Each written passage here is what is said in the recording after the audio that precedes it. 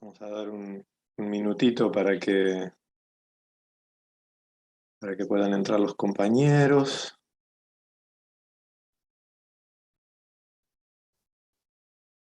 Y ya comenzamos.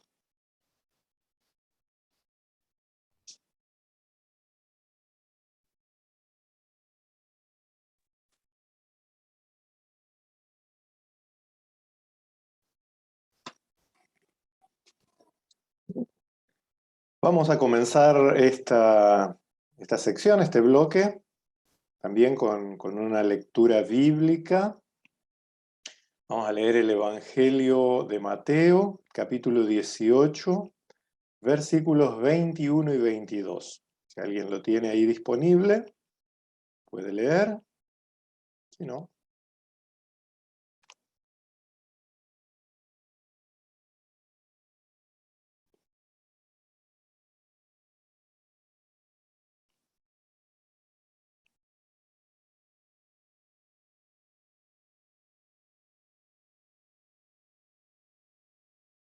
sí, Mateo 18, 21 y 22.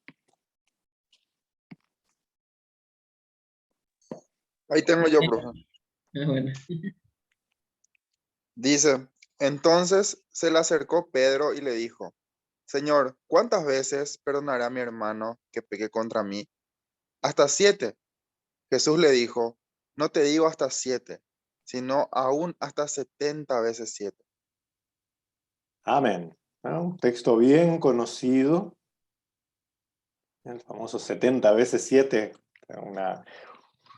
una grandeza matemática, una gran cantidad, pero que en realidad los intérpretes de todos los tiempos eh, lo han interpretado correctamente como que no hay límite en el perdón. ¿Sí? Eh, no hay una barrera hasta cuánto perdonar. Como, como veíamos en el bloque pasado, el perdón de Dios hacia nosotros tiene límite.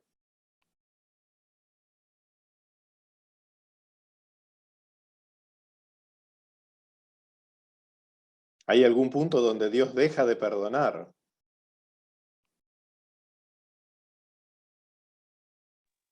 No, Cuando nos morimos, Profe, entre nosotros podemos perdonarnos, pero hay un pecado que delante de Dios no es perdonable, ¿verdad?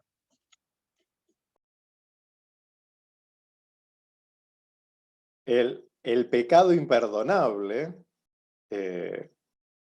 al que se refiere Jesús, que es la negación de la obra de gracia propiamente del Espíritu Santo,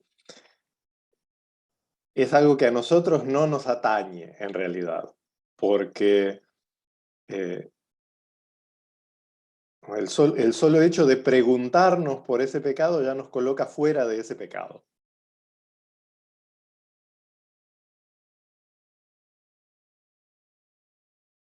Es algo que en la práctica no sabemos cómo es el irredento. Pero si alguien se siente más tranquilo colocando por sí a personas dentro de esa categoría, 10 puntos. Entonces, si existe un pecado directo contra Dios, que es el pecado contra el Espíritu Santo del que habla Jesús, solo lo conoce Dios. Desde mi perspectiva humana, todos son alcanzables por el perdón de Dios. Como yo no soy Dios para conocer el corazón de nadie y para saber que esa persona pecó contra el Espíritu Santo y no le será perdonado ni en esta ni en la otra vida. Pero algunas personas se sienten autojustificadas para no proclamar el perdón de Dios, diciendo, ese pecó contra el Espíritu Santo, como si ellos fueran Dios y conocieran, ¿no? Si alguien se siente tranquilo juzgando así, sepa que ese está pecando contra el Espíritu Santo, no sé si de manera imperdonable, pero sí está pecando contra lo que explícitamente manda la palabra de Dios. y lo que explícitamente declara, que es que Dios quiere que todos se salven y lleguen al conocimiento de la verdad. Entonces, esa es la perspectiva de Dios. Pero, entonces, si Dios, aquí le llamo a autoanalizar nuestra vida, pero en vistas a comprender el perdón de Dios para todas las personas, ¿no? Cuando mi conciencia me acusa de pecado, de falta, de alejamiento de la comunión con Dios, no sé ustedes, espero que compartan ahora en este momento conmigo, pero, o hasta donde puedan o quieran. Pero no sé ustedes, pero yo, por ejemplo, cuando estoy en una de esas situaciones, me confío en la misericordia de Dios y tengo la certeza de que Dios me oye, me acoge, me abraza y me perdona. Si no tuviera esa plena certeza de que en Cristo todos los pecados están perdonados, todas las faltas están perdonadas, hay pleno acceso al trono de la gracia, entonces no sería cristiano, ¿no? Y creo que todo cristiano, cristiana piadoso, cree en eso, ¿sí?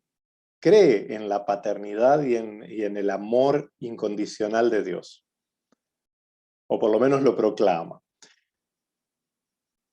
Pero la clavija que ajusta la cuerda o la desafina es, ok, Dios me perdona a mí, Dios me acoge a mí, Dios me abraza a mí, Dios me acepta a mí. ¿Por qué a mí y a otros no? Ahí es donde descubrimos a los sectarios. El sectario siempre va a decir, no, Dios me ama infinitamente, Dios es puro amor. Para mí, para vos no, porque no te portás igual que yo, porque no pensás igual que yo, porque no te peinás igual que yo, porque no comés igual que yo, entonces Dios no te ama. Entonces, a quien adora es a un ídolo. Es un ídolo de las personas. Ciertamente, Sergio, el Nuevo Testamento, sobre todo, utiliza la palabra preordenación y predestinación, sin duda. El problema es cuando la predestinación pasa a ser el eje hermenéutico o sea, donde el secreto de Dios pasa a ser el eje hermenéutico de lo que nosotros vivimos aquí y ahora. Y quien diga conocer la mente de Dios, ya tenemos un idólatra delante nuestro. Y no solo un idólatra, un orgulloso. Y muy probablemente un Satanás, un adversario de Dios. Porque ciertamente, yo creo, porque el Nuevo Testamento lo dice, aquellos que son salvos porque Dios los eligió para salvación. Pero también debemos concordar que el apóstol Pablo, del mismo modo, dice que en Cristo Dios eligió a todos. Y ahí nos metemos en un problema. Entonces, cuando, como les decía en el bloque anterior, cuando la filosofía, sí, la salvación es universal, César. La redención en Cristo es universal. Hay una fórmula poética, aunque no me gusta mucho como autor, hay que reconocer que era un escritor fantástico, de Agustín, que él dice: la redención en Cristo es suficiente para toda la humanidad, pero eficiente únicamente para los electos.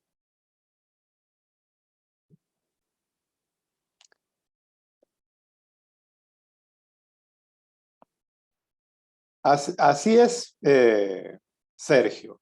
Desde nuestro hay una, no vamos a entrar muy en cuestiones teológicas, pero hay una línea que dice que no se puede negar, es explícito de las Escrituras, y quien niega esto, niega las propias Escrituras y la propia voluntad de Dios.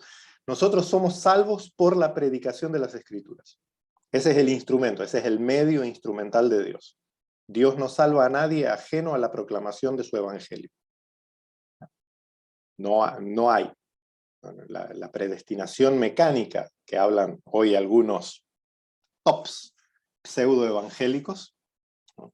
Como lo llamo yo, grandes vendedores de libros y hacedores de shows, pero de cristiano nada, que la predestinación es mecánica.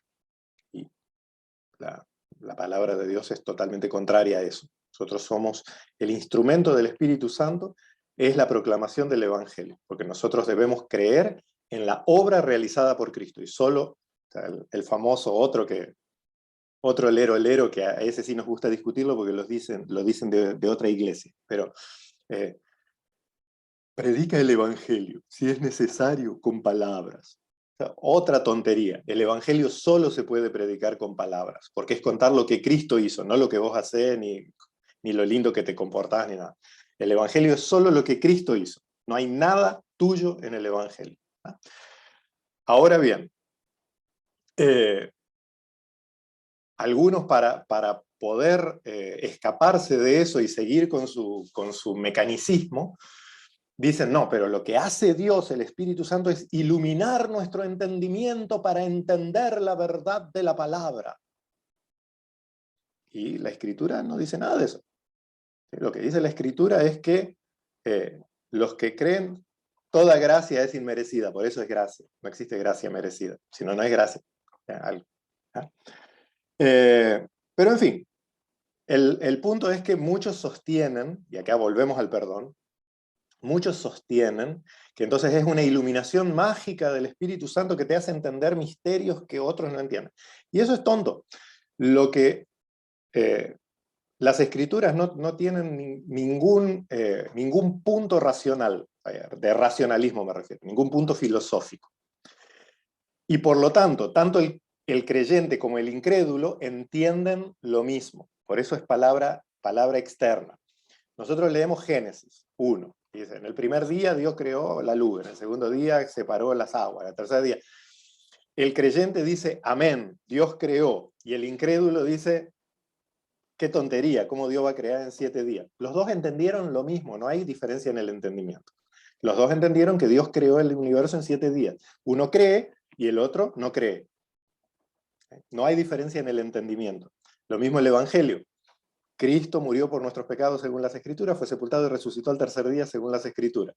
El creyente dice, amén, gracias al Señor que llevó mis pecados y los sepultó y nació de nuevo, resucitó para darme a mí nueva vida. Y el incrédulo dice, qué tontería, ¿cómo Dios va a mandar a uno a morir por el pecado de todo el mundo? ¿Verdad? El entendimiento es el mismo, entonces no hay ningún entendimiento mágico ni nada de eso. ¿Ah? Entonces, desde el punto de vista humano, sí, nosotros elegimos nuestra salvación. ¿Cómo Dios hace que lleguemos a eso? Es cuestión de Dios. La Biblia no lo dice, entonces no es problema nuestro.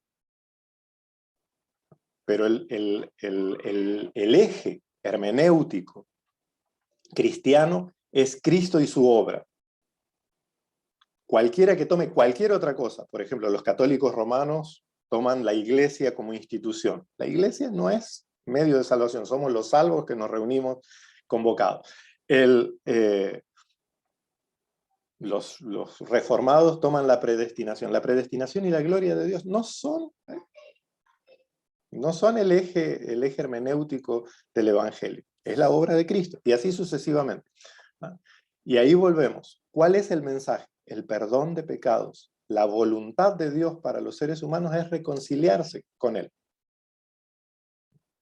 Ese es el mensaje. El perdón. Por eso un deísta, que en realidad era más evangélico que todos los evangélicos norteamericanos del siglo XVIII, llamado Thomas Paine, él decía, el Dios cruel que se predica en las iglesias es en realidad un ídolo que los hombres crueles han inventado para justificarse. Dios es solo amor. Somos nosotros los que nos ponemos fuera de... Y volviendo al perdón, por eso una parte del relato de Génesis pocas veces nos llama la atención, pero dice mucho del carácter de Dios. Cuando nosotros tenemos hijos y nuestros hijos hacen alguna cosa que no debida, nuestra pregunta ¿cuál es? Casi retórica. Con la, ¿Por qué hiciste eso? ¿por qué hiciste o qué hiciste? Peor todavía, ya sabes lo que hizo, y ya estás con la zapatilla en la mano, pero decir, ¿qué hiciste? Ahora bien, Dios, ¿qué le pregunta a Adán?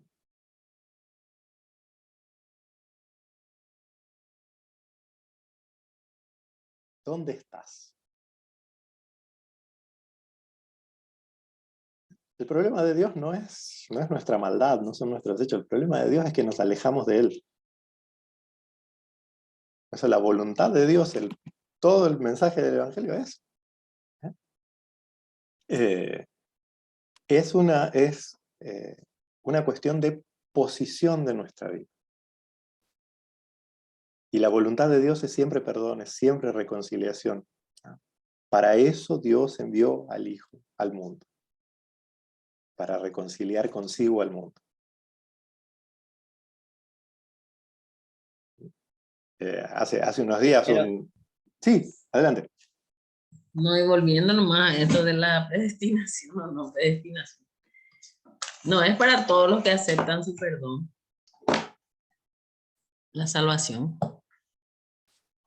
Para todos los que aceptan el perdón. La salvación, en realidad, ¿cuántos pecados? Esta sí es una pregunta teológica radical. ¿Cuántos pecados perdonó Cristo? Perdonó el pecado y eso es ¿Y el pecado de todo. quién? De nosotros, de todo, de la Este es el creación. Cordero de Dios que quita el pecado del mundo. ¿Sí? ¿Cuánto pecado queda por redimir? Ninguno. Ninguno. Ya está todo perdonado. Está todo consumado. Eso nos cuesta terriblemente porque queremos ser nosotros los juzgadores del pecado de otros. No, yo lo que me refiero es, me quedé con la frase de Agustín, Ya. que dice eficiente solo para los elegidos, Pues nosotros sabemos que no para los que aceptan el sacrificio. Amén. es que la única manera que tenemos de comprobar si creemos o no es la palabra externa. O sea, la obra de Cristo realizada por nosotros, el perdón de pecados. Esa es nuestra única piedra de toque. Todo lo demás es lerolero de nuestro cerebro. Que no está de más. Es bueno pensar sobre la fe, es bueno elaborar, si no seríamos loritos. Pero siempre tenemos que relativizarlo. El eje hermenéutico de las Escrituras es Jesús.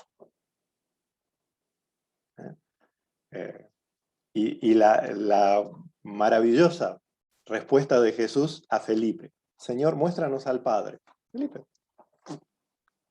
tanto tiempo ando con ustedes y nos decían, muéstranos al Padre. Quien me vio a mí, vio la acción del Padre. Eso es el misterio de Dios.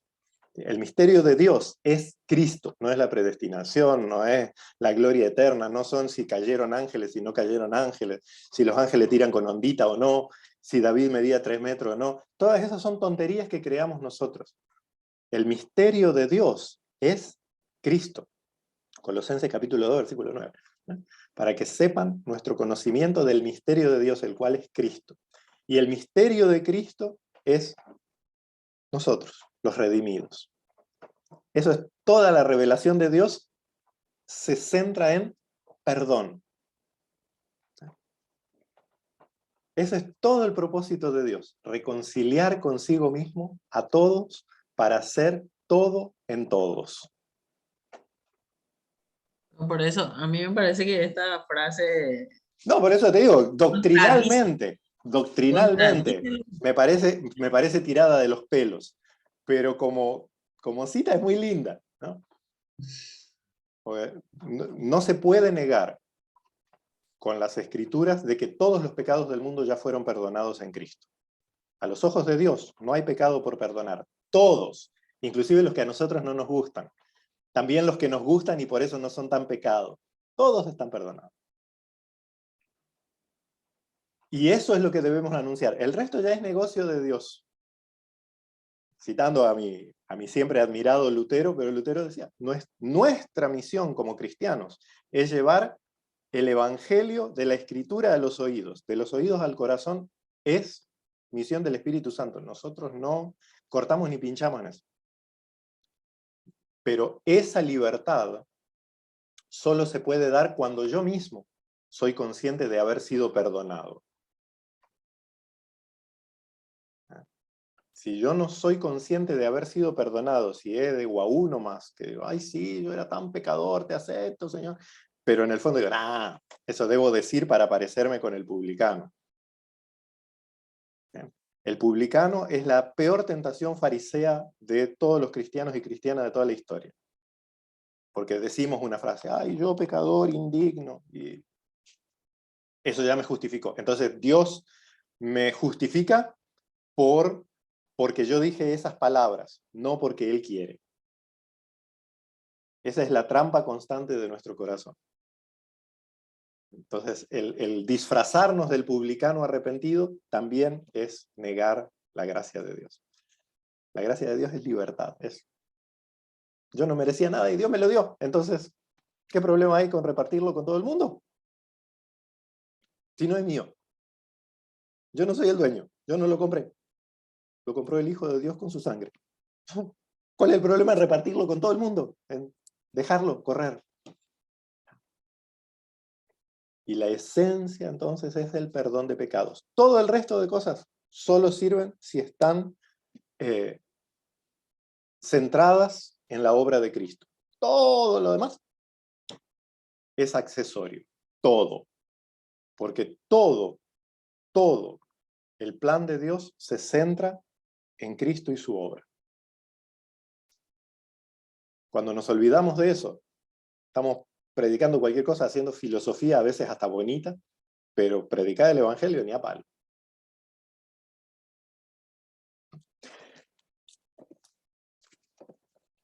Esta va a quedar grabada. Les recomiendo verlo varias veces. Bueno, mitos sobre el perdón, si no, no avanzamos. Hay varios mitos que tenemos en nuestra cabeza y algunos ya salieron en el bloque anterior y todos lo tenemos. Sí, Carlos, adelante. Perdonar es olvidar. ¿Cómo? Uno es olvidar, sí. No sé si ya lo teníamos. Perdonar equivale a olvidar. Sí, había salido, creo, si no me equivoco, Miguel.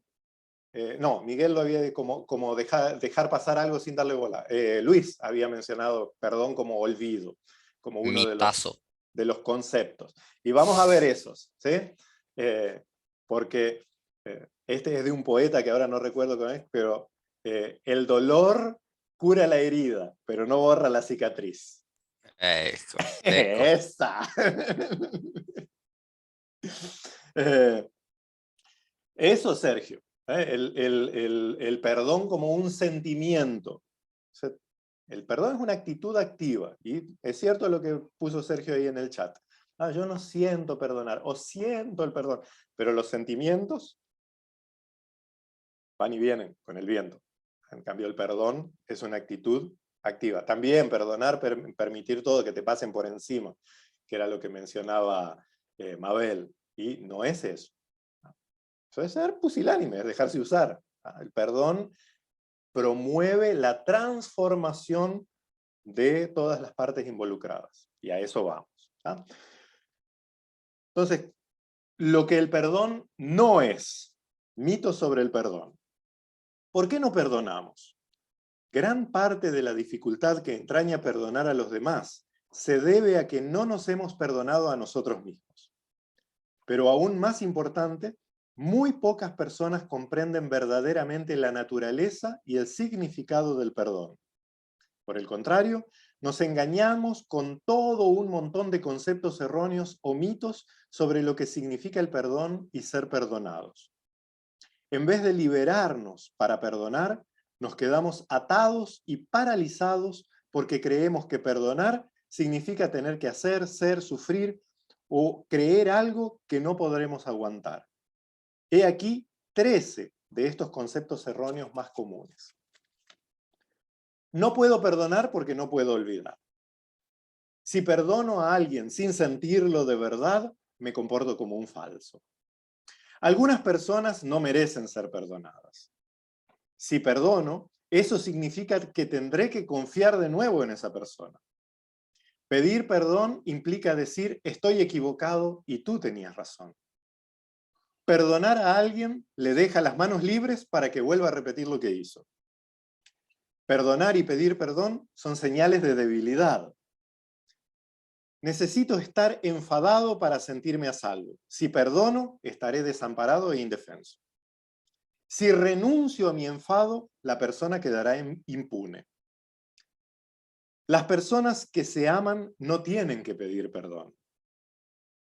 No puedo perdonar hasta que la otra persona haya confesado, lo lamente de verdad y diga que no lo va a volver a hacer. Si he olvidado, significa que he perdonado. Si pido disculpas, la otra persona está obligada a perdonar.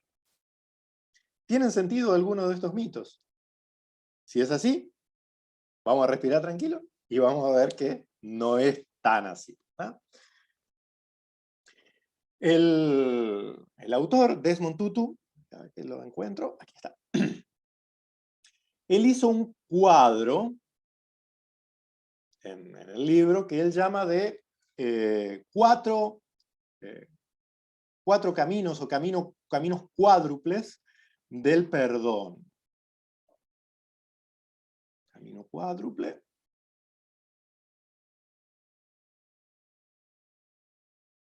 Ahí ya aparece. El camino cuádruple, él dice que está compuesto de, obviamente 4 si es cuádruple, de 4 elementos. Yo lo voy a buscar en el libro porque en la imagen no lo veo muy bien. 4 elementos que impulsan, motivan, pero también hacen auténtico el proceso de perdón. Estos 4 escalones son contar la historia, nombrar la pena, conceder el perdón y renovar o terminar una relación. Ya lo vamos a ver ahora en detalle, pero primero una frase que Luis mencionó, una frase popular, pero que Luis mencionó muy acertadamente. La violencia, cualquier tipo de violencia, no solo la violencia física, la violencia verbal, la violencia psicológica, la violencia de ignorar a otros, la omisión, lo que generan es un círculo vicioso de más de lo mismo. O peor, de una escalada en niveles cada vez peores de violencia. Alguien me ignora, una omisión, genera en mí resentimiento. Yo voy y le tiro la indirecta. Ya empieza la violencia psicológica. El otro capta la indirecta y ya me insulta. Empieza la violencia verbal. El insulto me ofende, ya le doy uno en la cara. Al otro le duele, ya agarra un palo y me da un palazo. Como el palazo me dolió demasiado, agarro un revólver y lo mato. ¿Sí? Demasiado simplificado, pero muchas tragedias suceden así. Esos tiroteos de los niños la semana pasada, ahí por el bullying y todo. Básicamente es eso. ¿No? Entonces, ¿cómo se hace el ciclo de la venganza? Delante de la violencia, la crueldad, la omisión de todo, aparece una herida. Herida psicológica, o herida física, o herida anímica, o herida sentimental, que produce dolor y el deseo de retribuir. Me causaron dolor, te la voy a causar también. Me la vas a pagar. Entonces viene una decisión de causar daño al otro. Y ahí se rechaza la humanidad compartida. Se rechaza que el otro es igual a mí. En el libro, fíjense que el obispo Tutu, negro él, de raza negra, durante el apartheid, fue preso, torturado, exiliado. No es que escribió el librito. El tipo sabe de qué está hablando. Y él dice jamás, siempre tuvo la tentación, obviamente, especialmente en el momento en que sufría, pero jamás cedió a la tentación de llamar a sus torturadores monstruos. ¿Por qué un torturador, un asesino, un violador no es un monstruo? Porque un monstruo no puede actuar de otra manera. Un monstruo es un monstruo. No, es un humano malo. Pero al ser humano, primero me doy cuenta que yo en su situación probablemente haría lo mismo. Algo que nos negamos a aceptar. Cuando juzgamos al otro es que, no, yo soy mejor. Pero él dice, la humanidad compartida me lleva a reconocer que en una situación similar, criado igual con los mismos valores o en las mismas situaciones de vida, probablemente yo haría eso o peor. Y segundo, es un humano que actuó mal, no es ningún monstruo, no es ningún, a no ser las enfermedades mentales, es otra cosa. Pero, y cuando reconozco esta humanidad, cuando rechazo la humanidad compartida, cuando ya lo etiqueto al otro, me resulta fácil vengarme, causar dolor, ejecutar la violencia o la venganza. Pero este círculo se puede cortar. ¿Dónde? Cuando se produce el dolor, en vez de la decisión de dañar al otro y que la pague, tomar la decisión de sanar. Lo primero que el autor propone es contar la historia, sin medias tintas.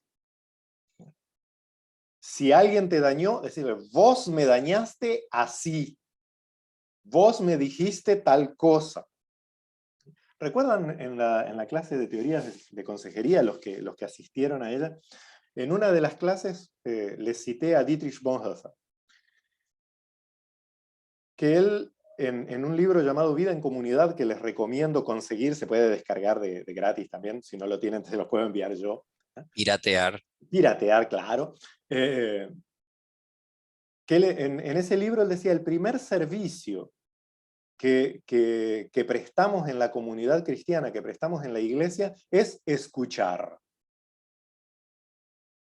Los cristianos tenemos la tendencia primero a hablar, pero el primer servicio a que Dios nos llama es a escuchar. Así como nuestra relación de amor con Dios comienza al escuchar su palabra, nuestra relación de amor con el prójimo comienza al estar dispuesto a escuchar. Lograr espacios de silencio para contar la historia. Vos me hiciste tal cosa, pero no para dañar, sino para realmente contar. Y nombrar la pena. Cuando me dijiste tal cosa, me sentí así. Pero reconozco que vos sos humano también. Entonces, te expongo lo que yo siento y decime lo que vos sentiste al hacerlo para poder reconciliarnos, reconocernos ambos como humanos. Ambos como dignos de ser escuchados y de recibir compasión. Y sobre todo, y aquí, bueno, obviamente Tutu es un obispo anglicano, identidad cristiana transparece en su obra, pero ahí dice, y ambos reconocernos en la presencia de Dios que nos perdonó a ambos por igual. Porque de caso contrario es imposible la reconciliación. Y acá viene lo de olvidar o hacerse el tonto o dejar pasar. No. Una vez que fue curado con el perdón, viene la decisión de si es posible continuar con la relación de cercanía o terminarla. Les voy a contar una experiencia que puede ser de escándalo para algunos, pero no lo quiero contar desde el punto de vista moral, sino desde el punto de vista de la experiencia. Cuando yo estaba haciendo mi programa de doctorado en los Estados Unidos, las iglesias de los hermanos allá, o de los llamados Dunkards, o bautistas de las tres inmersiones, los Grace Brethren, como parte del programa yo tenía que servir en una iglesia como predicador, ¿no? Obligatorio. Allá no existen teólogos, no existen teólogos académicos. El trasfondo pietista hace que un teólogo es para servir a la comunidad. Como parte del estudio, yo quería estudiar a toda costa, me sometí a todas las cosas. Pero como parte del estudio, entonces tuve que servir en una de las iglesias allí en la periferia de Chicago, en Milford. Y en esta iglesia particular, en esta congregación, la comunidad había creado un ritual, que era la bendición de la separación. Durante muchos años, por ser una comunidad industrial, era como un Capiatá de Chicago, una población operaria, de gente de clase media para abajo, que habían sido muy golpeados con el desempleo, la pobreza, problemas sociales, drogas en los barrios. Una comunidad no marginal, pero sí una comunidad de la periferia. Y entonces habían tenido una ola de divorcios, pero para llenar el récord Guinness. Y en esta iglesia particular, muchos años antes de yo pasar por ahí, pero el equipo pastoral había decidido elaborar un ritual, una ceremonia de divorcio. Así como se habían bendecido en el casamiento, que la separación, cuando se daban cuenta de que ya no podían vivir juntos, que la vida los había llevado ya a un punto irreconciliable, separarse bendiciendo sus vidas. Cuando yo pasé por ahí, en el año 2003-2004, la tasa de recasamientos era casi tan alta como la tasa de divorcios. Después de haberse separado, bendiciendo la vida uno del otro, decir, bueno, no pudimos seguir nuestra vida juntos, pero que Dios te bendiga en el camino que vas a tomar. Perdóname las ofensas que te haya cometido, las que yo te las perdono. Con el tiempo, esas mismas parejas volvían a estar juntas y volvían a casarse. Los mismos, era una cosa muy loca. Pero el punto al que quiero llegar es que no es necesario que porque te perdoné tenemos que seguir juntos. Pero el perdón sí tiene que ser auténtico. Tiene que liberar a ambas partes. Y al liberar, son nuevamente dos vidas libres que deciden si vale la pena renovar el lazo, ¿no? Como veíamos en Proverbios 17:9, o seguir por caminos separados, pero sin rencor, sin resentimiento, sin cargar la herida toda la vida. La cicatriz va a quedar. El perdón no es olvido. El perdón no es olvido en el sentido de desaparece de mi mente. Si alguien te dañó, te va a quedar el daño. Pero es la decisión de abandonar la decisión de dañar. Eso es perdón. La decisión de salir del círculo de la venganza para entrar en el ciclo del perdón. De hecho, profe, creo que nuestro Señor Jesucristo es una ilustración perfecta de lo que estás mencionando. Es el momento en que las cicatrices, o sea, que le produjeron los clavos y aquel flagelo, quedaron en su piel y Muy quedarán por bueno. toda la eternidad para testimonio. Amén. Es Entonces, un autor que tampoco es muy popular entre nosotros, pero que a veces vale la pena leer. Ya falleció, un obispo católico llamado Pedro Casaldalga. Casi todo lo que él escribió es poesía, pero vale la pena leer mucho de lo que... En una poesía él dice, Dios quiso que el resucitado glorificado jamás perdiese sus marcas de crucificado. Y como decían los antiguos cuáqueros, sin cruz no hay corona. Entonces, pero no quedarse en el dolor, sino justamente que el dolor sea transformador. Y eso es reconciliación.